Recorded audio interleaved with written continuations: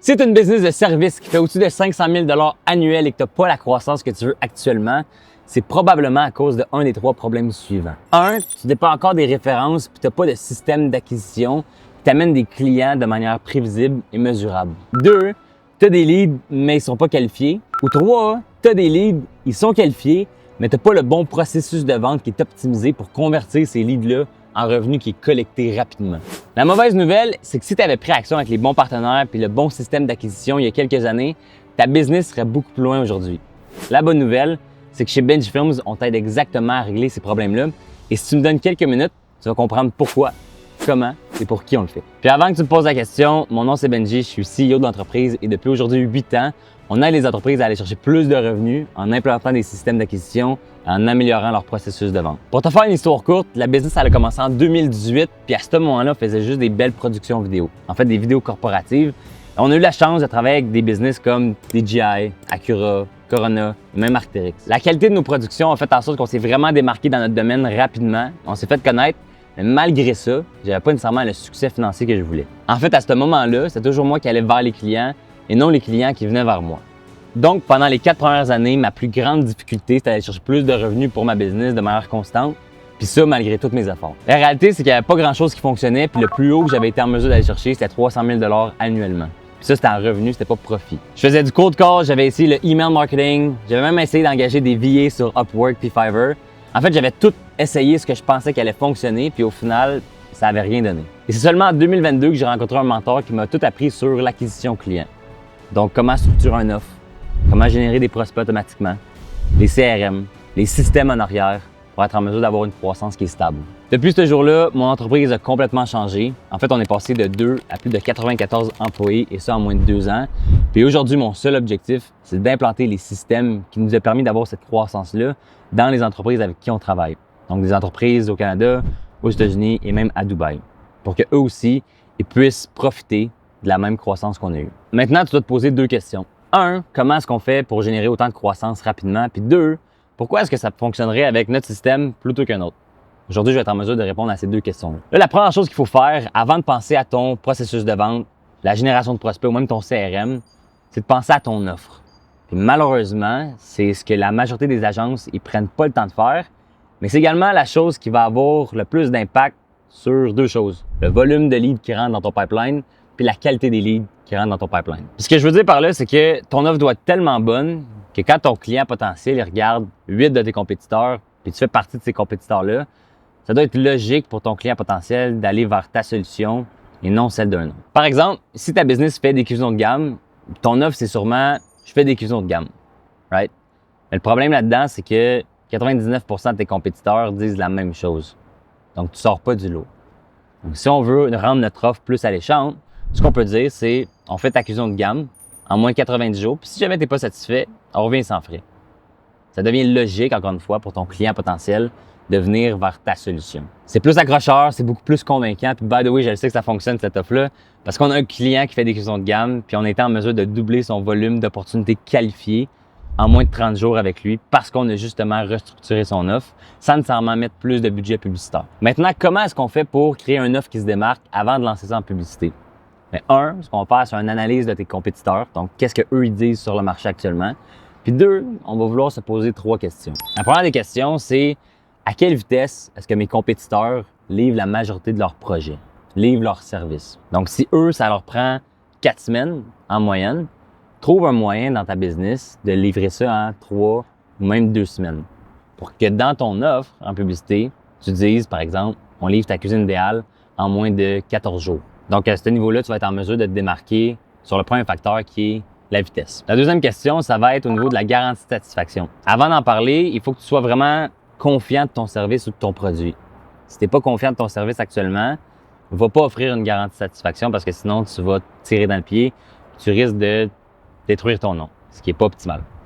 Mais une garantie de satisfaction, si tu es confiant de ton service, va comme suit. Fait qu'est-ce que tu es en mesure d'offrir à ton client potentiel si jamais il n'est pas satisfait? Est-ce que tu y retournes sans frais? Est-ce que tu le rembourses à 100%? Qu'est-ce que tu lui donnes s'il n'est pas satisfait du service? La troisième question qu'on va se poser, ça va être au niveau des résultats. Donc, est-ce qu'on est en mesure d'offrir une garantie au niveau du produit ou du service final? Puis de la manière qu'on va faire ça, c'est qu'on va se poser la question, c'est quoi la plus grande peur de ton client? C'est quoi qu'il peut perdre, lui, dans le contrat en faisant affaire avec toi? Par exemple, dans une compagnie de toiture, il y a 2 craintes en général. 1, ça va être la crainte qu'il y ait une fuite d'eau dans la toiture. Puis 2, c'est que la toiture, elle prenne beaucoup trop de temps à se faire faire puis que les délais ne soient pas respectés. Donc maintenant, si on prend en considération toutes les questions qu'on s'est posées pour faire une offre qui est extrêmement alléchante pour, par exemple, une compagnie de toiture, mon offre serait la suivante. On est chez toi en moins de 48 heures pour refaire ta toiture en moins d'1 semaine. Puis si jamais elle coule ou tu n'es pas satisfait pour les 2 prochaines années, on la refait sans frais. Là, c'est sûr que c'est juste un exemple, mais tu comprends le concept. C'est sûr que je ne suis pas un expert en toiture ou en construction, mais quand on travaille avec des business, on fait ce processus-là pour créer une offre qui est super alléchante. Puis au final, si on revient à la base, quand ton client potentiel va regarder plusieurs business, il va voir plusieurs publicités passer, puis toi, tu arrives avec cette offre-là, ça devient plus logique d'aller vers toi. Donc, ton coût par lead va descendre, ton coût d'acquisition va descendre, puis ça va devenir beaucoup plus facile pour toi d'acquérir de la clientèle. Dans les dernières années, on a eu la chance de créer, reformuler et restructurer des centaines d'offres pour plusieurs industries comme l'esthétique, les services automobiles, les services financiers, la construction. Peu importe le domaine, peu importe l'industrie, le concept reste le même. Fais une offre tellement bonne que les gens ne peuvent pas refuser. Cool! Fait que maintenant qu'on a créé une offre qui est super alléchante, que les gens ne peuvent pas refuser, ce qu'on va faire, c'est qu'on va vouloir créer vraiment 2 types de contenus qui sont distincts. Donc, on a le contenu qui est organique, puis on a le contenu qui est publicitaire, puis ce qui est important, c'est de faire la différence entre les deux. Donc, le contenu organique, ça va être des vidéos qu'on va venir publier sur Facebook, Instagram, YouTube, TikTok, sans budget publicitaire. Donc, ce ne sera pas des vidéos qui vont être sponsorisées. Le but, c'est tout simplement de réduire le coût par lead puis d'augmenter la confiance du client potentiel quand il va aller voir tes pages réseaux sociaux. Fait ici, on a un client pour qui on a fait des centaines de vidéos organiques, puis ce qui arrive, c'est que le client qui est sceptique, comme qu'on voit en ce moment, hein, quand il arrive sur leur page, il y a beaucoup de vidéos. Donc, ce qui va arriver, c'est que la confiance, elle augmente. Puis les chances que le client potentiel de cette business-là achète sont beaucoup plus élevées. Maintenant, une fois qu'on a bâti la confiance avec du contenu qui est organique, ce qu'on va vouloir faire, c'est créer du contenu publicitaire pour aller chercher des leads sur pilote automatique en mettant de l'avant l'offre qu'on a créée ensemble au début. Puis ce qui va être super important de faire, c'est que l'offre soit dans les 3 premières secondes. On appelle ça un hook. Parce qu'aujourd'hui, les gens ont un taux d'attention qui est extrêmement faible. Fait que plus que c'est alléchant, plus que c'est intéressant dans les 3 premières secondes, plus que tu vas avoir des gens qui vont cliquer sur ta vidéo, cliquer sur ta publicité, puis au final, on augmente les chances que les gens remplissent ton formulaire pour devenir un prospect. Ce qui est le fun avec les vidéos publicitaires, c'est qu'on va aller mettre du budget en arrière qui va nous permettre d'aller vraiment cibler notre client cible basé sur plusieurs facteurs. Donc, on a l'âge, l'intérêt, le sexe, le lieu également. Donc, on va vouloir faire une analyse de notre client idéal. Il a quel âge? C'est quoi ses intérêts? Y a-t-il une famille? Es-tu célibataire? Donc, on veut vraiment comprendre cet avatar-là pour ensuite utiliser ces données-là pour aller le cibler dans Meta. Là, une fois qu'on a attiré l'attention de notre client potentiel avec la publicité payante, qui a confiance avec notre contenu organique, il va remplir le formulaire. Là, évidemment, on ne veut pas que tout le monde remplisse le formulaire parce qu'on va perdre du temps à potentiellement appeler des gens qui ne sont pas qualifiés. Là, dépendamment de l'industrie, dépendamment de ta business, il va y avoir plusieurs variables dans ton formulaire. Tes questions vont changer.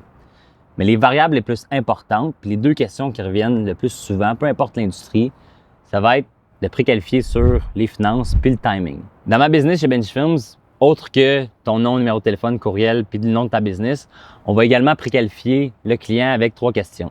Fait que 1, est-ce que tu as une entreprise de service? Oui ou non? Donc, si la personne répond non, automatiquement, elle va être disqualifiée. Si elle répond oui, elle va passer à la prochaine étape. 2, c'est quoi le revenu annuel approximatif de ton entreprise? Puis 3, si on est en mesure de te bâtir un système d'acquisition qui t'amène des clients de manière prévisible, quand aimerais-tu commencer? Donc ça, c'est pour le formulaire. Donc, si je fais un recap, on a eu la chance de créer une offre qui est irrésistible. On a créé du contenu qui est organique pour réduire le coût d'acquisition, augmenter la confiance du client potentiel. On a été chercher des clients potentiels sur pilote automatique et on a préqualifié notre client potentiel avec un formulaire. Puis malheureusement, c'est là que la majorité des agences marketing, ils s'arrêtent. Pour eux, ils t'ont livré un lead potentiellement qualifié, puis au final, que tu le closes ou non, ben c'est ton problème. Puis pour nous autres, c'est juste le début du travail. Ce qu'on fait à ce moment-là, c'est de maximiser la conversion. Donc, pour maximiser la conversion, ça prend une équipe de vente qui est évidemment performante. Puis il y a un lien direct entre la performance puis la méthode de rémunération de tes vendeurs. Encore aujourd'hui, ça m'étonne, mais je vois encore des business qui rémunèrent leurs vendeurs avec un salaire de base ou un salaire de base plus une commission. Pour moi, ça ne fonctionne pas.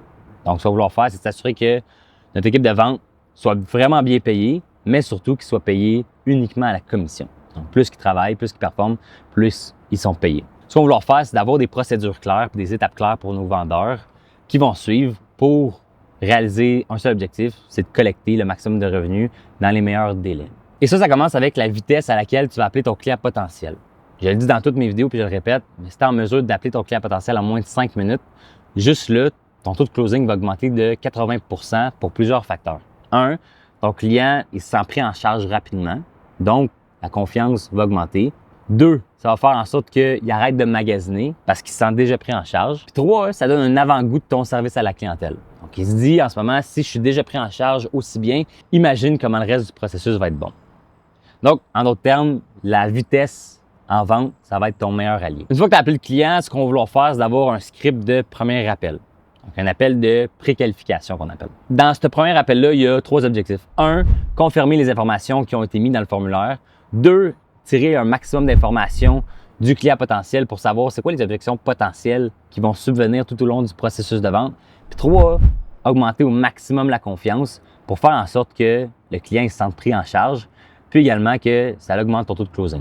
Fait que dans ton script de premier appel, c'est super important qu'on ait augmenté le statut d'entreprise, donc que c'est le client qui se qualifie à ta business et non toi qui se qualifie à lui. Puis 2, ce qu'on va vouloir faire, c'est de créer un maximum de sentiments d'urgence. Une fois qu'on a fait le premier appel de préqualification, ce qu'on va vouloir faire, c'est de planifier la prochaine rencontre, soit en présentiel ou en Zoom, dépendamment de ton industrie. Ce qu'on va vouloir faire, c'est de planifier cette rencontre-là, soit le jour même, soit le lendemain, ou dans le pire des cas, 2 jours plus tard. Pour te donner une idée, dans ma business, mon équipe de vente n'a même pas la possibilité de planifier une rencontre 3 jours plus tard dans notre calendrier. Puis ça, on le fait pour 3 raisons. 1, le client est au pic de son émotion. 2, plus le rendez-vous est proche dans l'horaire, moins les chances que le rendez-vous soit cancellé. Donc, on évite les no-shows. Puis 3, encore une fois, le client s'en prend en charge, c'est rapide, donc le taux de closing vient augmenter à cause de ça. Là, l'appel de préqualification est fait, l'appel de vente ou la rencontre de vente est planifiée. Qu'est-ce qu'on fait? La majorité des business vont penser que ça se finit là, le processus de vente, mais c'est faux. Il y a une chose que la majorité des business ne font pas, qui est super importante, puis qui fait en sorte qu'ils laissent beaucoup d'argent sur la table, c'est ce qu'on appelle le nurturing. Donc, ce qui se passe entre le premier appel puis la rencontre de vente, c'est super important. C'est là où le client il se pose un maximum de questions. Il n'est pas trop sûr, est-ce qu'il continue à magasiner, est-ce qu'il cancelle son rendez-vous, il a-tu peur de se faire closer à la pression? C'est la réalité des clients aujourd'hui. Fait que ce qu'on veut faire, c'est d'augmenter encore une fois la confiance, puis la meilleure méthode de faire ça, c'est d'envoyer des SMS, des emails automatisés entre ces 2 rendez-vous-là pour augmenter la confiance du client potentiel envers ta business. Donc, par exemple, chez Bench Films, nous, ce qu'on fait, c'est qu'on envoie des témoignages de clients super satisfaits. On a plus d'une centaine de témoignages dans plusieurs industries. Après ça, on envoie des courriels qui expliquent un peu notre histoire, comment est-ce qu'on a commencé, comment est-ce qu'on est rendu là aujourd'hui. On donne des trucs sur la vente, les processus de vente, le marketing. Donc, ça fait en sorte que c'est beaucoup plus facile de closer au final. Puis, notre taux de no-show, mais il est super bas parce qu'encore une fois, le client a confiance. Fait que là, le premier appel de préqualification a été fait. Le client a confiance, on lui a envoyé des SMS puis des emails. On est rendu au 2e rendez-vous de vente en appel ou en présentiel. Puis là, ce qu'on va vouloir faire, c'est encore une fois avoir 2 choses. 1, on va vouloir avoir un script de vente. Puis 2, on va vouloir suivre certaines étapes. Puis évidemment, amener le client potentiel dans le fameux entonnoir que tout le monde connaît pour qu'il passe de intéressé à revenu collecté. Là, c'est sûr que les étapes de l'entonnoir vont dépendre d'une industrie à une autre, d'une business à une autre, mais dans la majorité des cas, ça ressemble à ça ici. Prendre des choses que j'aime faire, c'est souhaiter la bienvenue au client potentiel, puis établir les attentes. Pourquoi est-ce qu'on est là aujourd'hui? Donc, ce que je vais dire souvent, c'est « Hey, bienvenue sur l'appel aujourd'hui ». Le but de l'appel, il sert à voir si tu te qualifies vraiment à notre business. Si jamais tu te qualifies, je vais te dire c'est quoi les prochaines étapes. Donc, combien ça coûte, c'est quoi les délais, puis comment on fonctionne. Puis si je vois que tu n'es pas un fit pour travailler avec nous autres, no worries, no harsh feelings, je vais t'aligner vers de meilleures ressources. Sounds good? Ce que ça fait, c'est que le client potentiel, il va se qualifier à toi et non toi qui se qualifie à lui. Donc, ton statut d'entreprise versus le client potentiel est super important. Puis 2, parce que c'est lui qu'il faut qu'il se qualifie à toi, ce qui va arriver, c'est que c'est lui qui va donner un maximum d'informations. Il va vouloir se vendre à toi parce qu'il est stressé de potentiellement pas se préqualifier. Là, une fois qu'on a souhaité la bienvenue, que les attentes sont claires pour l'appel, ce qu'on va vouloir faire, c'est de passer en mode découverte. Donc, ce qu'on veut faire, c'est de découvrir pourquoi le client est là, pourquoi est-ce qu'il n'a pas agi avant, pourquoi est-ce qu'il a attendu jusqu'à aujourd'hui. Ils sont en mesure de l'aider, qu'est-ce qu'il va faire avec la solution qu'on lui amène aujourd'hui. Donc, on veut amener le client potentiel à se visualiser avec ta solution puis de réaliser son objectif. La phase de découverte va également nous permettre de pre-handle ce qu'on appelle les objections. Donc, on veut enlever tous les obstacles qui vont être là dans l'appel à ce moment-là pour qu'on arrive à la fin de l'appel, où on va donner le prix, puis que ça fasse une transition fluide, qu'on close le deal facilement. Parce que si on ne fait pas ça, on va arriver à la fin de l'appel, puis il va y avoir plein d'obstacles. Il faut que je parle à ma femme. Pas tout de suite. Je veux y penser, right? Les meilleures ventes se font pas à la fin de l'appel, contrairement à ce que la majorité des gens pensent. Les meilleures ventes se font au début de l'appel. Maintenant qu'on a fait bienvenue, attente, découverte, la prochaine étape, c'est de passer en mode présentation. Donc là, on va dire au client, super, je suis super content de te dire que tu te préqualifies à notre solution. Maintenant, voici comment nous, on fonctionne. C'est là qu'on parle de délai, comment ta business fonctionne, c'est quoi le processus, sans nécessairement parler de prix. Le plus que tu as de visuel, le plus que c'est engageant, by the way, pour le client potentiel, le mieux c'est. Donc, assure-toi d'avoir des présentations. Puis également, ce que tu veux faire, c'est d'augmenter la confiance tout au long de cette présentation-là. Donc, si tu as des témoignages vidéo, do it. Donc, de montrer des avant-après, juste là, tu vas être en mesure d'augmenter ton closing rate. Une fois que cette troisième étape-là est faite, on va vouloir passer à la quatrième étape, qui est ce que j'appelle la confirmation. Donc, on vient de finir la présentation.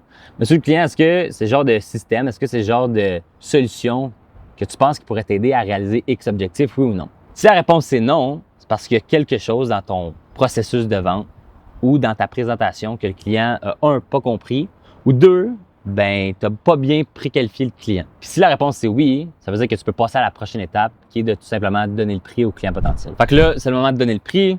Après ça, on va handle les objections, donc c'est la prochaine étape. Puis après ça, on va faire les prochaines étapes on the spot. Super important de ne pas attendre avant de passer aux prochaines étapes.